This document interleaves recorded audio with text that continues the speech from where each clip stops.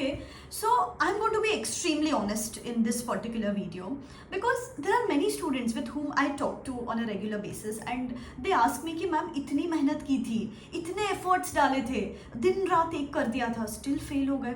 Ma'am इतना blood sweat and tears डाल के भी वो पासिंग मार्क्स के आसपास भी मार्क्स नहीं मिले, तो आखिर ऐसा क्या करें?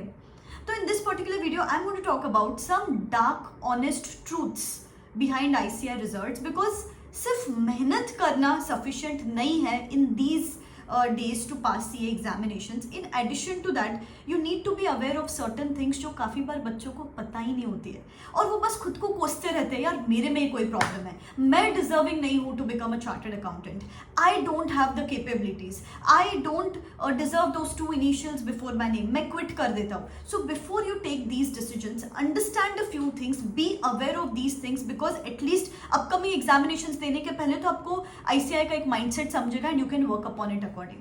सबसे पहले तो यार बहुत अनप्रिडिक्टेबल है, बहुत अनप्रिडिक्टेबल रिजल्ट्स आ रहे हैं। एक अटेम्प्ट में आप 30% रिजल्ट लेके आते हो जिसमें 1 in every 3 students are passing the CA examinations and उसी के बैंग नेक्स्ट अटेम्प्ट में आपको 5% result, like both the groups का 5% रिजल्ट आता है। So it's so unpredictable. तो बेटा जब भी आप कोई पढ़ाई करते हो ना, जैसे कि अभी रिसेंट जो सितंबर अटेम्प्ट हुआ, मुझे बच्चे यही बोल रहे थे शायद ना ICI अभी लीनियंट होने वाला है because they saw the past result कि यार इतना रिजल्ट आ रहा है, तो थोड़ा लीनियंसी आ गई बच्चों के माइंडसेट में कि यार शायद ICI का रिजल्ट ज़्यादा ही आएंगे, तो वो माइंडसेट डेवलप हो गया। तो ऑल आई वॉन्ट टू से you is be prepared for the best but always be ready for the worst assume करके चलो, आपके साइड से आपका परफेक्ट के परफेक्ट, ऊपर का परफेक्ट आपका प्रिपरेशन होनी चाहिए। Don't go under any presumption, any assumption because these are ICI results. ऐसा पास्ट अटेम्प्ट में हो गया इसका मतलब ये नहीं है कि ICI is going to continue this. In fact मुझे जितना लगता है कि पास परसेंटेजेस अभी कम ही होने वाले ICI के। सो आपको आपकी पढ़ाई टॉप नॉच रखनी पड़ेगी rather than going by this percentage game for sure. उसके बाद यार अभी रीसेंट अटेम्प्ट की बात ले लो, अब सितंबर रिजल्ट्स की बात ले लो, अगर आपके साथ ऐसा हुआ है ना तो मुझे ज़रूर बताना। इतने सारे बच्चे, एटलीस्ट मैंने जिनसे बात की, इतने सारे बच्चे यार 40s में आके रुक गए। इतने सारे बच्चे कि मैम 42, 43 ऐसे मार्क्स मिले, we couldn't cross that 50 mark. इतने सारे बच्चे हैं जो यू नो टोटलिटी में वो 150 मार्क्स का एग्रीगेट होता है, तो बच्चों को मिले 142 मार्क्स, 143 मार्क्स, 148 मार्क्स, 149 मार्क्स। तो यार बच्चा रह गया 5 to 7 मार्क्स। ऐसा पहले भी होता था लेकिन इस बार ना मैं मार्जिनली ज़्यादा बच्चे देख रही हूँ कि 140 तक तो बच्चा आ गया है लेकिन उसके ऊपर वो क्रॉस नहीं कर पा रहे, तो just for those 10 marks that student has to study again.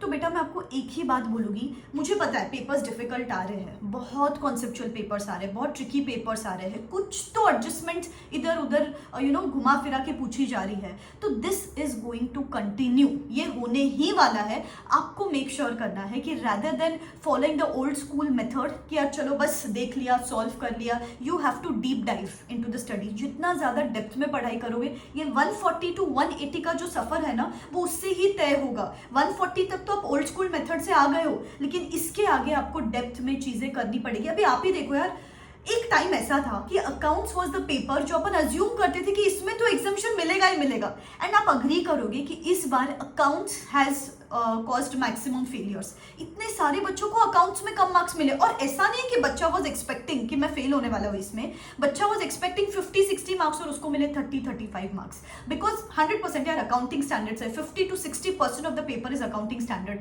तो मे बी कुछ प्रेजेंटेशन इशू है, मे बी आपने कुछ इंटरप्रेट गलत किया है, कुछ और पूछा गया है, आप कुछ और लिख के आ रहे हो, तो that interpretation game should be strong, presentation game should be strong. तो ICI अपना लेवल अप कर रहा है, they are checking you from all the angles, presentation point of view से, इंटरप्रिटेशन एंगल से।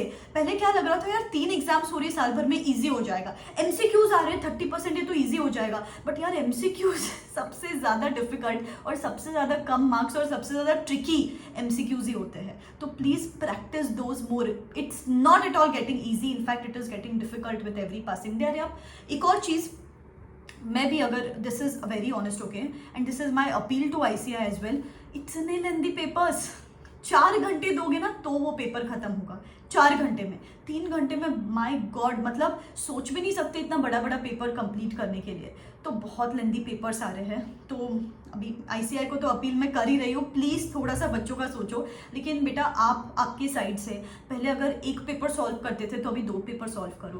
प्रैक्टिस अगर 2 सम्स की करते थे तो 4 सम्स की प्रैक्टिस करो, और टाइमर लगा के प्रैक्टिस करो कि यार 14 मार्क का क्वेश्चन है, मुझे इसको 25 मिनट्स में खत्म करना ही करना है, कितना भी लेंदी होने दो, सो दैट आपका माइंडसेट डेवलप हो, आपको हैबिट हो जाए उसकी, एंड आपका वो correlation between your mind and between your hand develop हो जाए, एंड देन बाद में जाके आपको दिक्कत ना हो। अरे इतने बच्चे 70-80 मार्क्स का पेपर लिख के आते हैं एंड देन वो 20 मार्क्स का आता हुआ रहता है तो भी वो लिख नहीं पाते बिकॉज इतना लेंदी पेपर सेट हो रहा है। तो आप अभी क्या करते हो, सिर्फ पढ़ाई पे फोकस करते हो, लेकिन these extra things, interpretation, presentation, paper solving, speed issue, ये सब चीजें आप ध्यान नहीं देते हो। तो इसीलिए before you begin studying for any of the upcoming CA examinations, ये कुछ चीजें ध्यान में रखो so that you avoid failures and avoid seeing that unsuccessful on your marksheet. इसमें से आपके साथ कुछ भी हुआ है तो comment in the comment section below, because काफी बार अपने को लगता है we are alone into this, but there are many students who are facing the same.